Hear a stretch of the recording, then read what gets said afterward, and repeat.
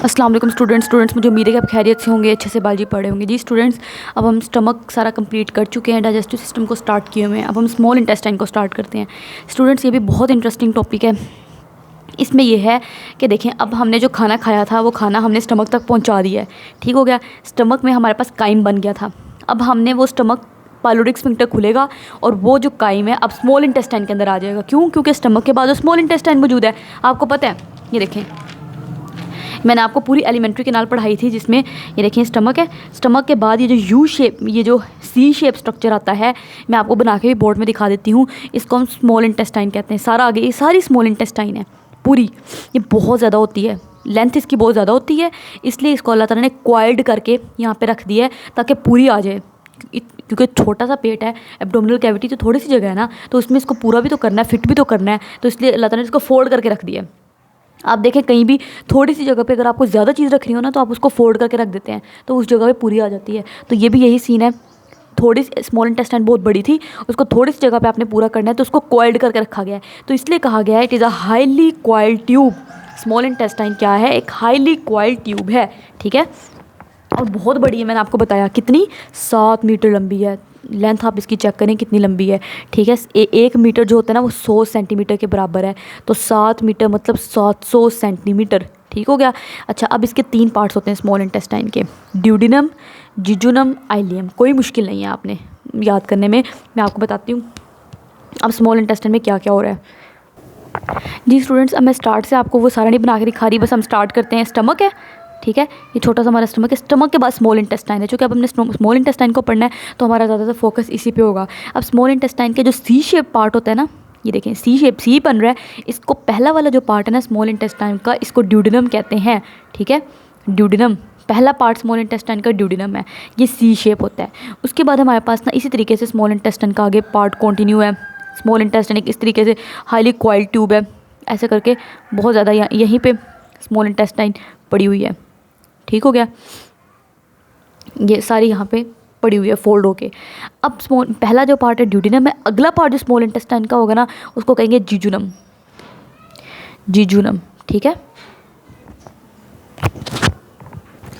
और जो last part होगा स्मॉल इंटेस्टाइन का, उसको हमने आइलियम कहना है।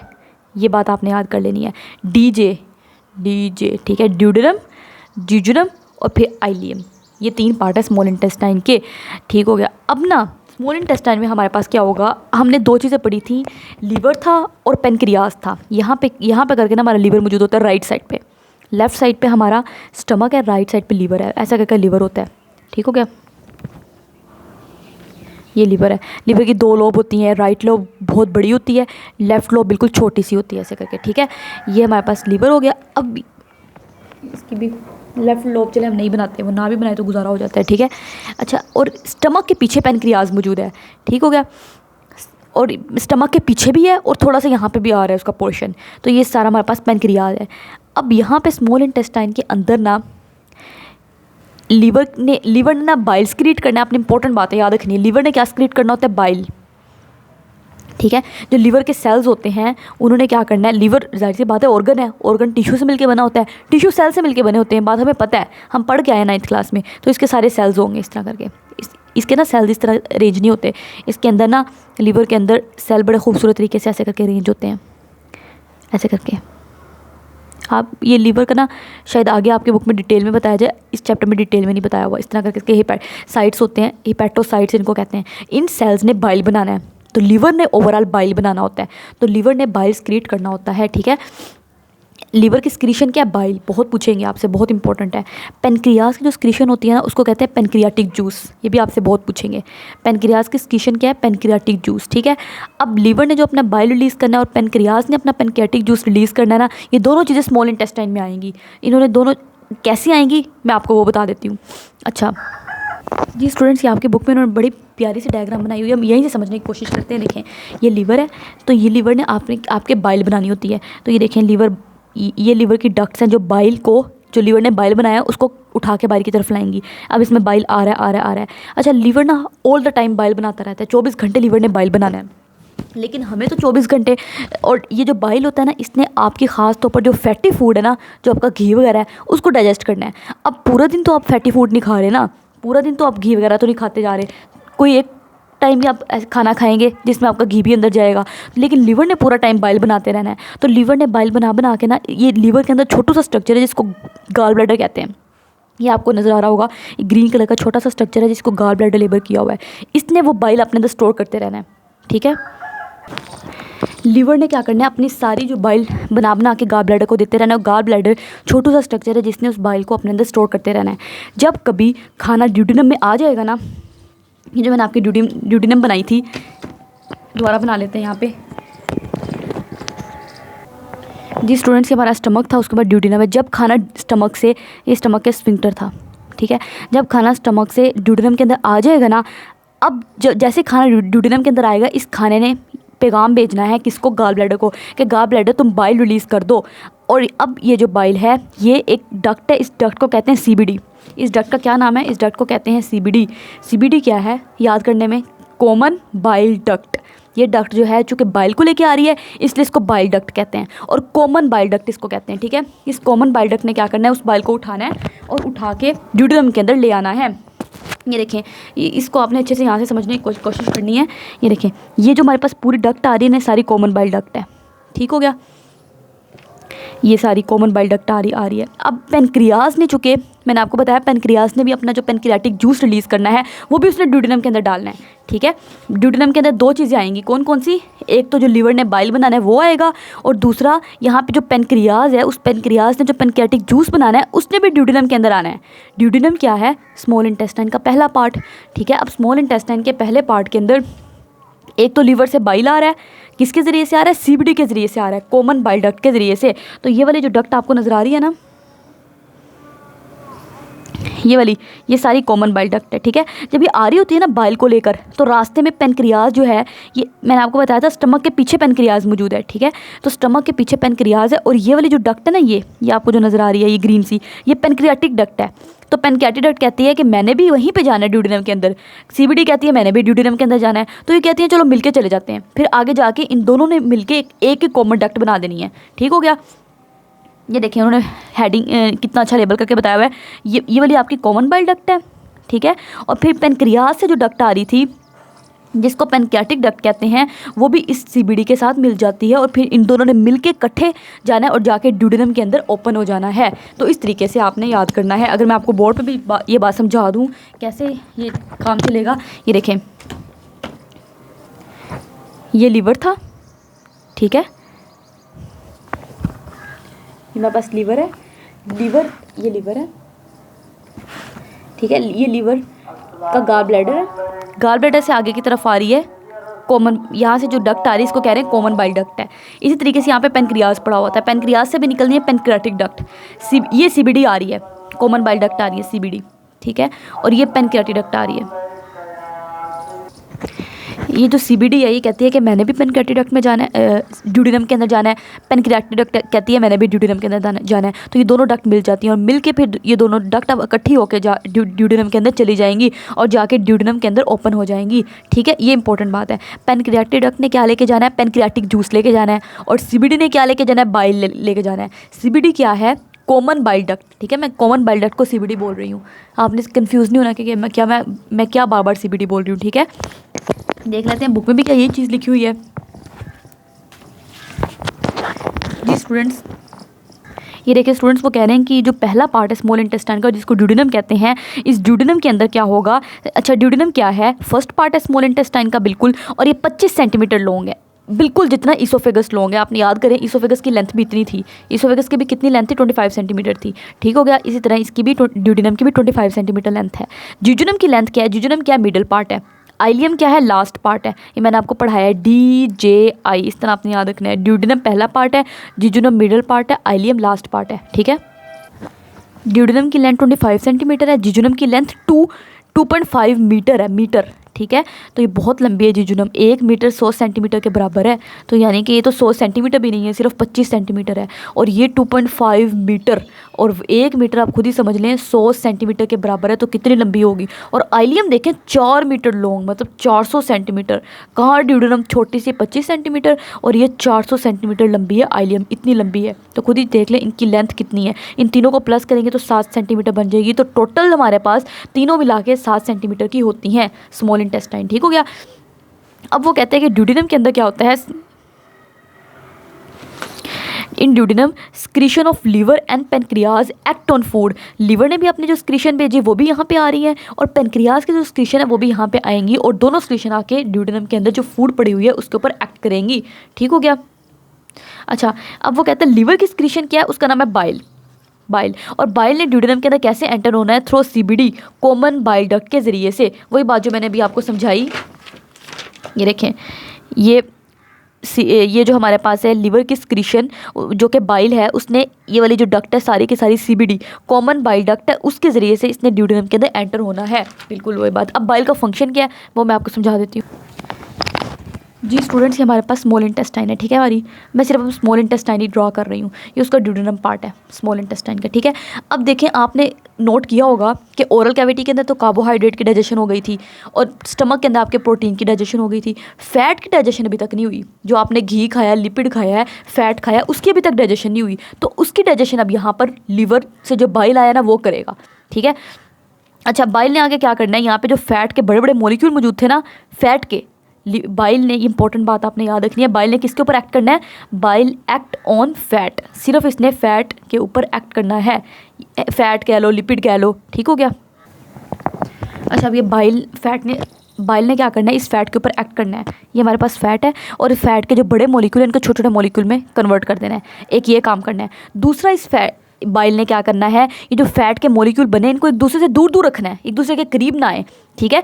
क्यों, इसमें क्या मकसद है, मतलब ये जो फैट के जो लार्जर फैट मॉलिक्यूल्स हैं उनको छोटे छोटे मॉलिक्यूल में कन्वर्ट कर दिया। ठीक हो गया। और इन छोटे छोटे मॉलिक्यूल को एक दूसरे से दूर भी रखना है। क्यों, ताकि ये क्या लिपिड है ना, ठीक है, लिपिड को अभी हमने, ये भी डाइजेशन नहीं हुई, अभी इसके अंदर बॉन्ड नहीं टूटे, बस इसने क्या किया है, बाइल ने फैट के बस जो बड़े बड़े मॉलिक्यूल थे ना उनको छोटे छोटे मॉलिक्यूल में तोड़ दिया है। बस ये काम किया है। इसको मजीद अभी छोटे मॉलिक्यूल में तोड़ना बाकी है। तो ये जो लिपिड है ना, लिपिड के ऊपर जो एंजाइम एक्ट करता है, ये लिपिड है, फैट है, आपका घी है, लिपिड के ऊपर जो एंजाइम एक्ट करता है उसको कहते हैं लाइपेज। अच्छा, इसको एक दूसरे से दूर दूर इन मॉलिक्यूल को रखना इसलिए ज़रूरी है ताकि जो लाइपेज एंजाइम है ना वो आके आराम से एक्ट कर सके। मान लो ये लाइपेज एंजाइम है, मैं ग्रीन से जो बना रही हूँ ना, ये लाइपेज एंजाइम है, वो आए, वो इधर भी एक्ट कर ले, इधर भी हर जगह एक्ट करके ना इसको मज़ीद छोटे टुकड़ों में तोड़ दे। इस तरीके से लाइपेज आएगा, यहाँ पे एक्ट करेगा, यहाँ पे एक्ट करेगा, इस तरह यहाँ पे एक्ट करके इसको मज़ीद छोटे छोटे टुकड़ों में तोड़ देगा। यही अगर खुद ही सोचें आप, यही अगर फैट के मॉलिक्यूल करीब करीब पड़े हों तो क्या इस तरह लाइपेज एक्ट कर सकेगा? नहीं एक्ट कर सकेगा। ठीक है।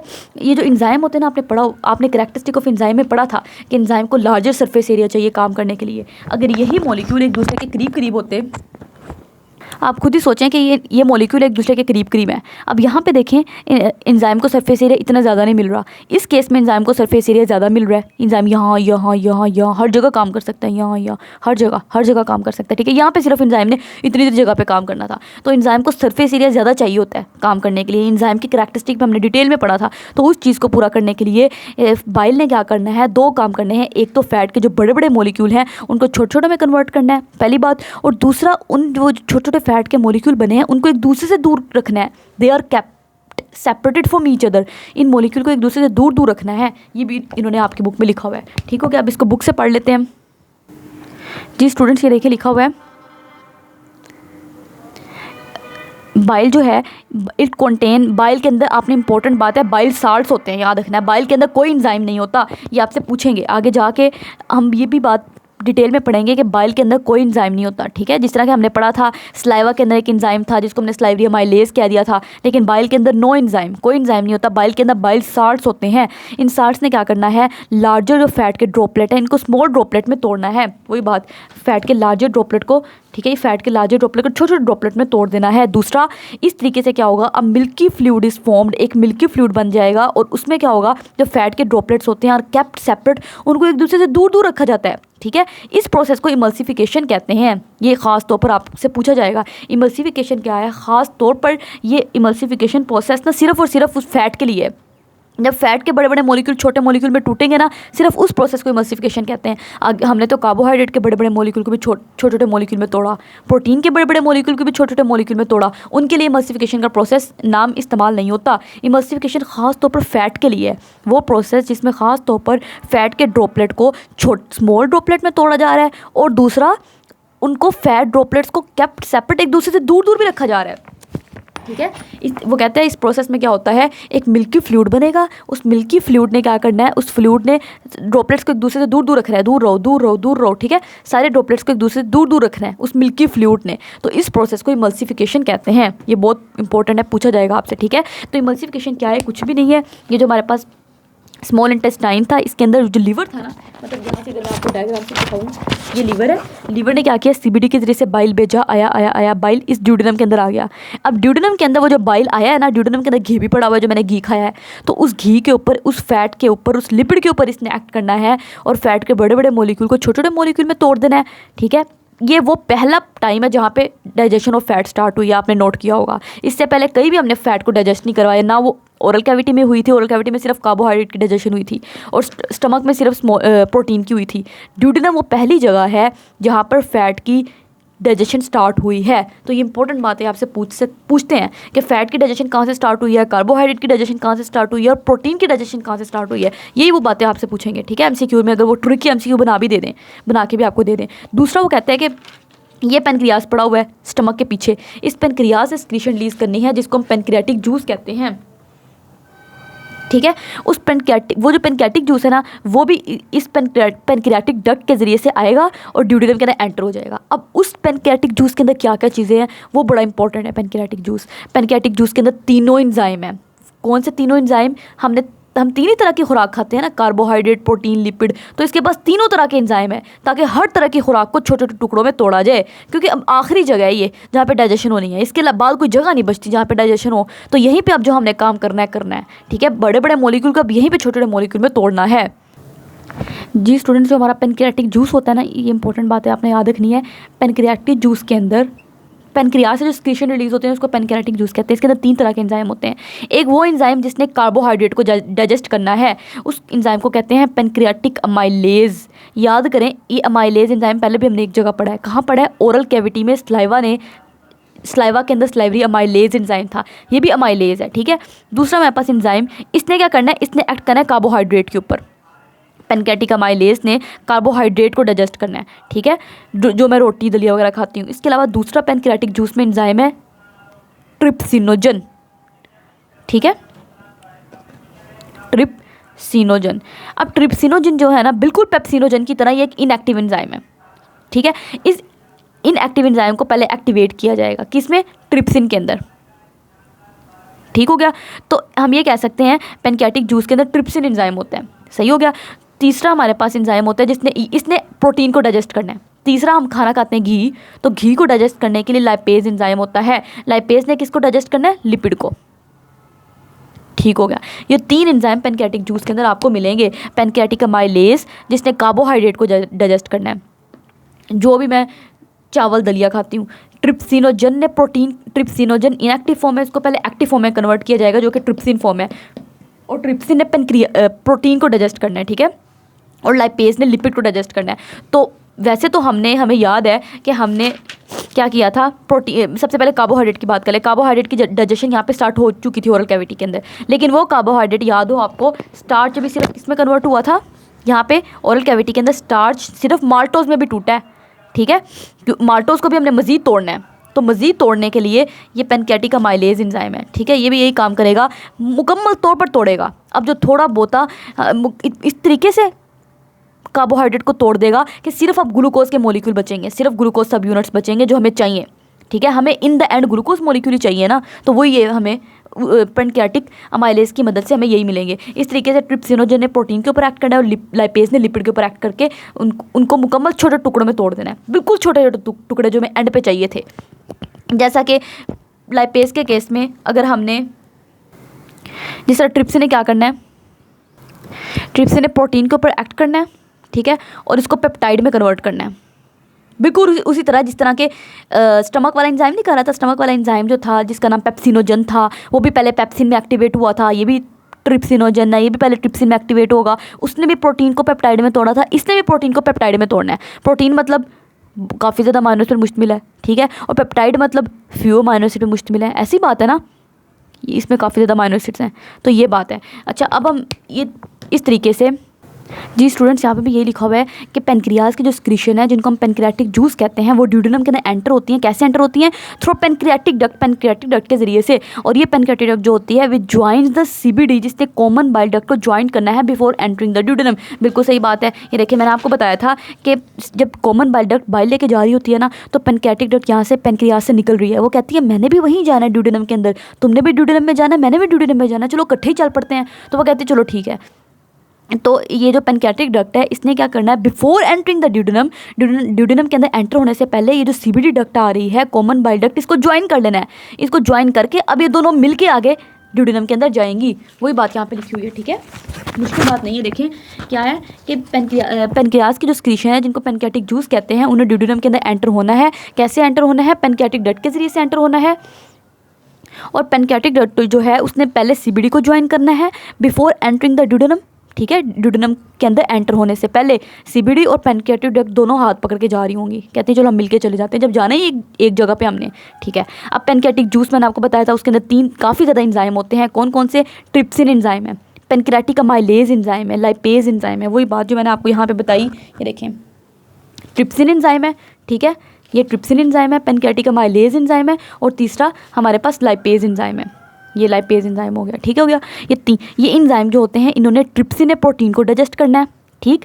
पेनक्रियाटिक स्लाइवरी अमाइलेज भी कार्बोहाइड्रेट को डाइजेस्ट करता था ना, इसने भी कार्बोहाइड्रेट को डाइजेस्ट करना है। लेकिन ये चूँकि पेनक्रियाज से रिलीज हो रहा है, इसलिए इसको पेनक्रियाटिक अमाइलेज कहते हैं। इसने कार्बोहाइड्रेट को डाइजेस्ट करना है। और तीसरा लाइपेज है, जिसने लिपिड को डाइजेस्ट करना है। रिस्पेक्टिवली का मतलब है पहला पहले के साथ, दूसरा दूसरे के साथ, तीसरा तीसरे के साथ।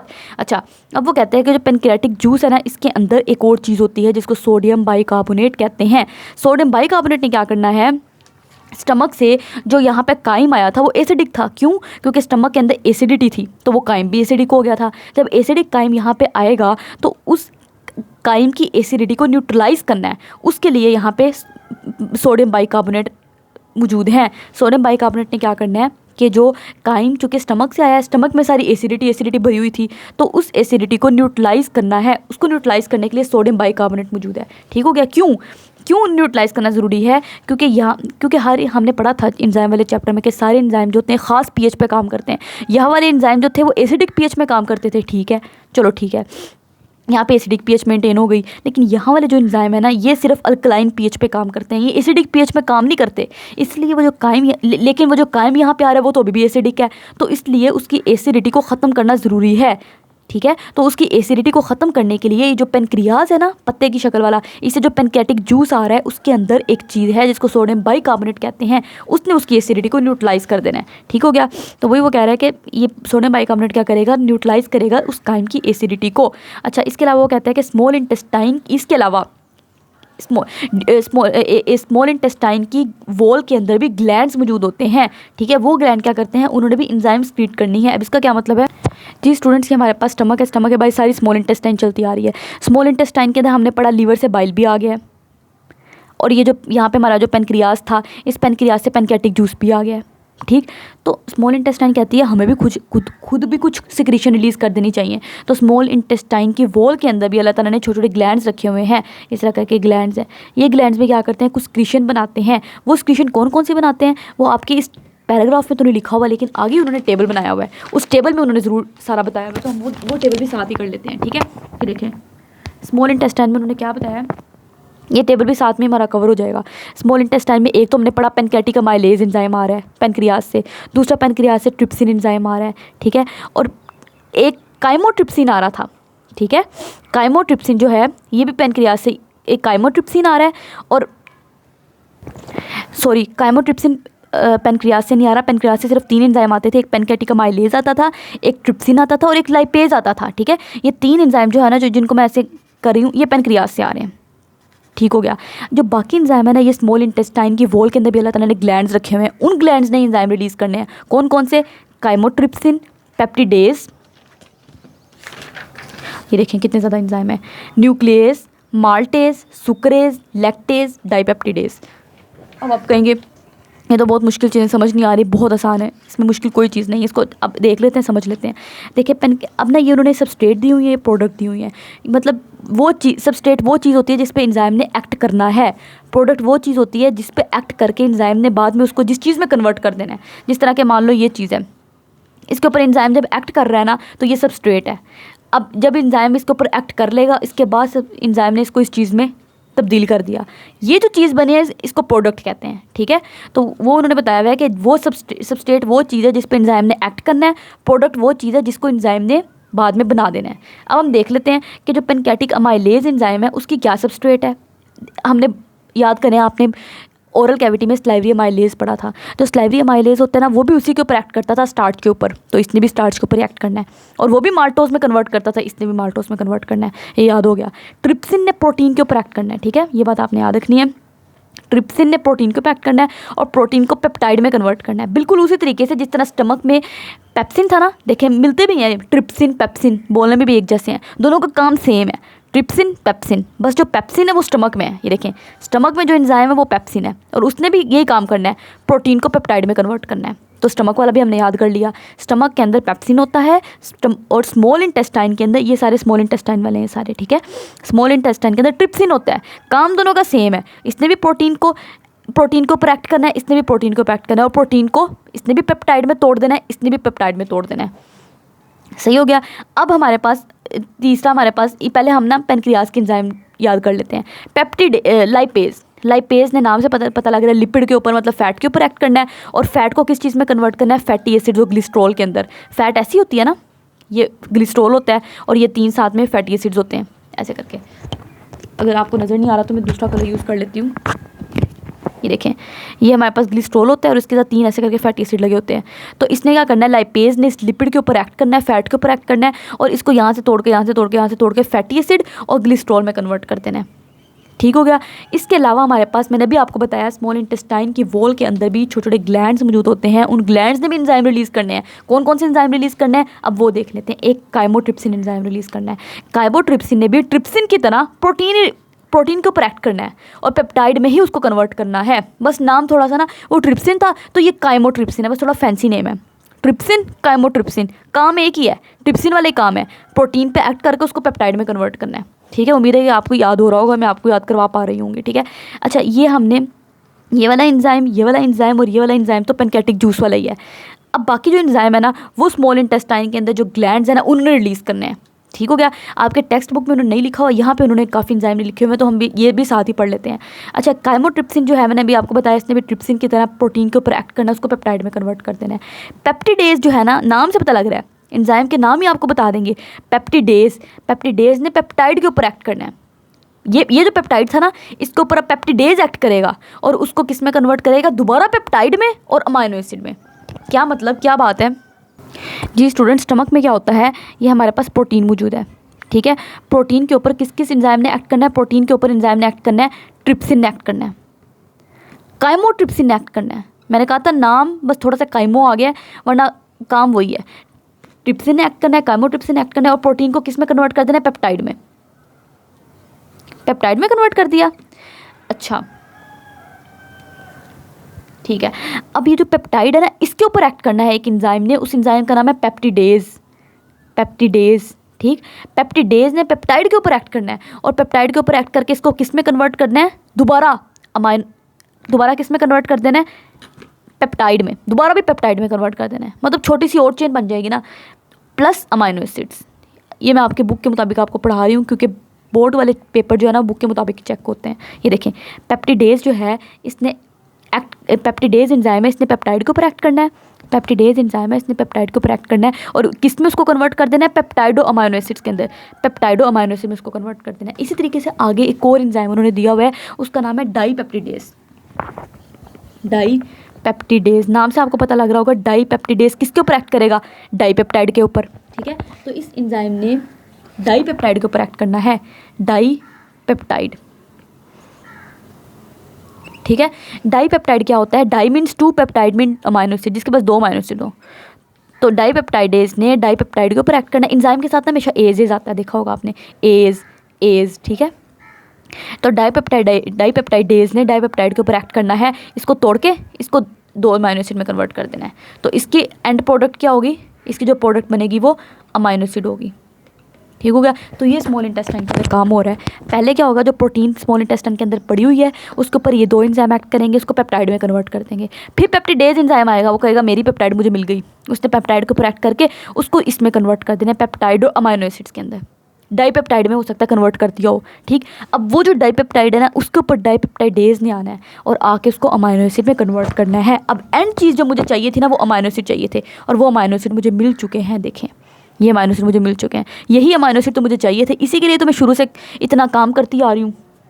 शुरू से जो हम पढ़ते आ रहे हैं वो इन अमाइनो एसिड को हासिल करने के लिए तो पढ़ते आ रहे हैं। ठीक हो गया। अब आगे हमारे पास ये देखें, ये मैंने आपको जो डाईपेप्टाइडेज बताया है वो ये आप लिखा हुआ है, ये डाईपेप्टाइडेज जो है, ठीक है, इसके ऊपर इसने डाईपेप्टाइड के ऊपर एक्ट करना है और उसको अमाइनो एसिड्स के अंदर कन्वर्ट कर देना है, बिल्कुल इस तरह डाईपेप्टाइड अमाइनो एसिड में कन्वर्ट कर देना। ये सारी चीज़ मैंने आपको समझा दी है। ठीक है, ये इसको आप अच्छे से देख लेना और इसको समझ लेना। इसको समझने के बाद आपको ये जो सारे मैंने आपको एंजाइम बताया ना ये सारे आपको याद हो जाएंगे। ठीक है, अब मज़ीद थोड़े से एंजाइम रहते हैं ये वाले, इनको भी हम याद कर लें, मुश्किल बिल्कुल नहीं है, आसान है। देखें, इनको आपने इस तरह याद करना है, इससे मार्कर से नज़र नहीं आता, कोई वो मार्कर यूज़ करते हैं, LMN। ठीक है, एल से लैक्टेज, ये लैक्टेज है। ठीक है, लैक्टेज जो एंजाइम है इसने लैक्टोज के ऊपर एक्ट करना है। ठीक, और लैक्टोज को किस याद करें, आपने पढ़ा हुआ है लैक्टोज, हमने ओलिगोसैकेराइड में पढ़ा था लैक्टोज किन 2 चीज़ों से मिलकर बना था, ग्लूकोज और फ्रुक्टोज, ग्लैक्टोज से। तो लैक्टेज एंजाइम ने लैक्टोज के ऊपर एक्ट करना है और उसको ग्लूकोज और ग्लैक्टोज में तोड़ देना है। जी, ग्लूकोज और ग्लैक्टोज। एम से क्या है, माल्टेज के ऊपर, जाहिर सी बात है माल्टेज एंजाइम, ये सारे एंजाइम के नाम है। माल्टेज एंजाइम जाएगा माल्टोज के ऊपर एक्ट करेगा। माल्टोज आपको पता है 2 ग्लूकोज मॉलिक्यूल में मुश्तमिल था। ठीक है, उस माल्टोज को मजीद ग्लूकोज में कन्वर्ट कर दिया जाएगा इस तरह करके। ठीक हो गया। LMN, एन बचा, एन में न्यूक्लियस। ठीक है, न्यूक्लियस नाम से पता लग रहा है, न्यूक्लियस ने जाना न्यूक्लिक एसिड के ऊपर एक्ट करना है, DNA RNA के ऊपर, और उसको न्यूक्लियोटाइड में तोड़ देना है। आपको पता है न्यूक्लिक एसिड DNA और RNA कैसे बने होते हैं, हमने डिटेल में पढ़ा हुआ है। मैंने आपको समझाया था कि जो DNA है वो छोटे छोटे न्यूक्लियोटाइड से मिलकर बना होता है, ऐसे करके ये न्यूक्लियोटाइड्स हैं। तो इन न्यूक्लियोटाइड्स के अंदर न्यूक्लियस ने जाना है, इनको तोड़ देना है और इनको तोड़ के दोबारा इसको न्यूक्लियोटाइड्स में कन्वर्ट कर देना है इस तरीके से। ठीक हो गया। एक हमारे पास बच गया सुक्रेज, S। LMN से आपने सारा याद कर लिया और S बस आपने एडिशनल याद कर लेना है। S क्या है, सुक्रेज। सुक्रेज ने जाना है सुक्रोज के ऊपर एक्ट करना है। आपको पता है सुक्रोज किस चीज़ से मिलकर बनी होती है, ग्लूकोज और फ्रुक्टोज से, ये हमने पढ़ा हुआ है ओलिगोसैकेराइड में। ठीक हो गया। तो इस तरीके से हमारे पास अब देखें एंड प्रोडक्ट में आपको क्या क्या मिला है, ग्लूकोज मिला है, अमाइनो एसिड्स मिले हैं और न्यूक्लियोटाइड मिले हैं। मुझे यही चीज़ें चाहिए थी। ये बहुत छोटे छोटे मॉलिक्यूल्स होते हैं, हमें यही एंड पे मॉलिक्यूल चाहिए थे, जो मॉलिक्यूल हमें चाहिए थे वो मिल गए हैं। जी स्टूडेंट, इस तरीके से मैंने आपको इस सारा डिटेल में समझा दिया कि जो स्मॉल इंटेस्टाइन के वॉल के अंदर जो अपने ग्लैंड्स मौजूद थे उन्होंने कौन कौन से एंजाइम रिलीज़ किए और अब क्या हुआ है, कंप्लीट डाइजेशन हो गई है ऑल टाइप ऑफ फूड की, carbohydrate, protein, nucleic acid, lipid, हर तरह के फूड की हमने कंप्लीट डाइजेशन कर दी है। कंप्लीट डाइजेशन का मतलब है कि मुकम्मल तौर पर अब हमने प्रोटीन को बिल्कुल छोटे छोटे अमाइनो एसिड में तोड़ दिया है। हमें यही चाहिए थे।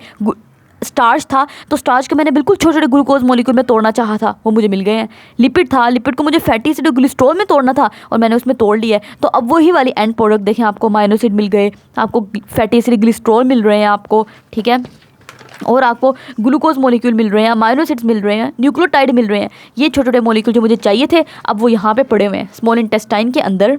ठीक है, ये जो स्मॉल इंटेस्टाइन है ये, इसके अंदर वो छोटे छोटे सारे मॉलिक्यूल पड़े हुए हैं। अब इन मॉलिक्यूल को हमने ब्लड में डालना है।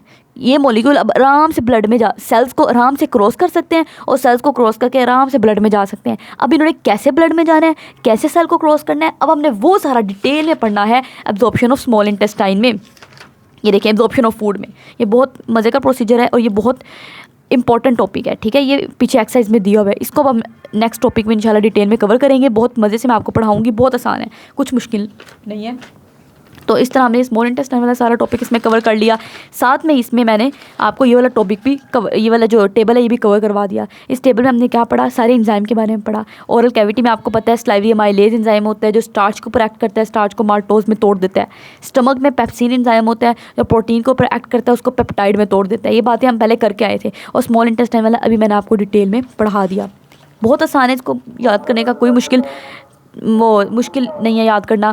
पहले आपने स्मॉल इंटेस्टाइन में याद कर लेना जो पेनक्रियाटिक सिक्रीशन आई थी वो ये थी, ये याद कर ली, 3 थी ना। उसके बाद आपने ये वाले मैंने आपको बता दिया, आपने पेप्टाइडेज की काइमोट्रिप्सिन, ये आपने कैसे याद करना है, आपने इस वाले मेरे फ्लो चार्ट को अच्छे से देख लेना है और इसको अच्छे से देख के ये आपको सारे याद हो जाएंगे। और फिर आगे आपने L, M, N और S की निमोनिक से ये वाली चीज़ें सारी याद कर लेनी है। ये आपने याद करने हैं, आपसे पूछ सकते हैं MCQ में कि न्यूक्लियस किसके ऊपर एक्ट करता है और उसने क्या बनाना है, माल्टेज किसके ऊपर एक्ट करता है उसने क्या बनाना है। ये सारे इंपॉर्टेंट MCQ हैं, ठीक है। तो इस तरीके से अब इंशाल्लाह नेक्स्ट टॉपिक हम कंटिन्यू करेंगे। उम्मीद है कि आपको अच्छे से समझ आ रही होगी। आप हमारे काइंडली चैनल को सब्सक्राइब कर दें, फ्रेंड के साथ शेयर करें, लाइक करें। अल्लाह हाफिज़।